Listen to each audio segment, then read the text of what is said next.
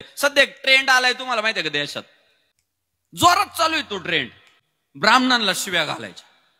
अरे काय कुठं चाललोय आपण? परवा तर मला एकानं फोन केला, काय महाराज ब्राह्मणांचे अजिबात गोडवे गाऊ नका. तो अफजल खानाचा जो वकील होता ना कृष्णाजी भास्कर, त्याने शिवरायांवर वार केला.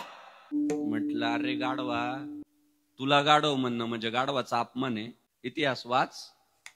मान्य आहे शिवरायांवर वार करणारा कृष्णाजी भास्कर ब्राह्मण होता, पण त्याच ब्राह्मण जातीत जन्माला आलेला एक तरुण पन्हाळगडावरनं विशाळगडाकडे जात असताना गोडखिंडीत उभा राहिला आणि शिवरायांना म्हटलं लाख मेले तरी चालतील, लाखांचा पोशिंदा जगला पाहिजे महाराज, तुम्ही विशाळगडावर पोहोचा.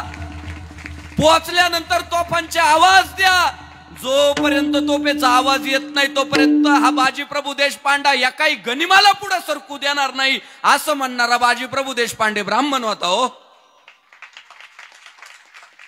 आणि तुकडे तुकडे झाले हो शरीराचे, एक एक अवयव तुटत होता, पण तो लढवाया म्हणत होता अजून तोफांचा आवाज आला नाही, मला मारता येणार नाही. आणि जेव्हा तोफांचा आवाज आला तेव्हा बाजीप्रभू देशपांडेंनी श्वास सोडला. काय निष्ठा असेल, काय प्रेम असेल स्वराज्यावर. कसं आपण असे गणित ठरवायचे? मागच नाही मी सांगत तुम्हाला, वर्तमानात तीच परिस्थिती हो. सध्या एक जोरात सुरू आहे महाराष्ट्रात ट्रेंड, देवेंद्र फडणवीसांना शिव्या घालायच्या. अरे काय केलं काय त्यांनी? ब्राह्मण जातीत जन्माला आले ही त्यांची चूक आहे. माझं बोलणं पटतंय का नाही बघा.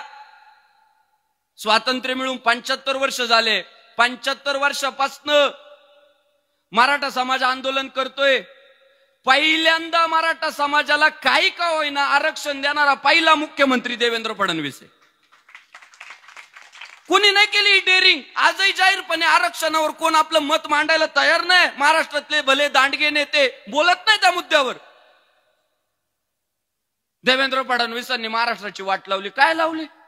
जे हिंदू हृदय सम्राट बाळासाहेब ठाकरे म्हणायचे, गर्व से कहो हम हिंदू आहे, त्या बाळासाहेबांचं हिंदुत्व टिकवण्यासाठी हातभार लावणारं व्यक्तिमत्व देवेंद्र फडणवीस आहे. महाराष्ट्र फोडला. तुम्हाला माहित आहे तिकडे त्या साताऱ्यामध्ये आपले महाराज उदयनराजे भोसले आणि शिवेंद्रराजे भोसले दोघांचं जमत होतं का? त्या दोघांना एकत्रित आणणारा पट्ट्या देवेंद्र फडणवीस आहे. इकडं मराठवाड्यात पंकजाताई मुंडे आणि धनुभाऊ मुंडे तोंड पाहत होते की एकमेकाचं. 36चा आकडा होता धनुभाऊ मुंडेंचा आणि पंकजाताई मुंडेंचा. 36चा आकडा 63चा करणारा देवेंद्र फडणवीस आहे. जाऊ द्या पंकजाताई पडली 4-5 हजार मतांनी, पण ते दोघं बहीण भाऊ एकत्र राहिले ना, भविष्यात मराठवाड्याचा विकासच आहे. पण ते समजूनच नाही घ्यायचं. एखाद्या व्यक्तिमत्वाला फक्त जर आपण अशा पद्धतीने टार्गेट करत असू ना, तर माझं मत आहे आपण जातीयवादी आहे फक्त, दुसरं काहीच नाही. विठ्ठल विठ्ठल.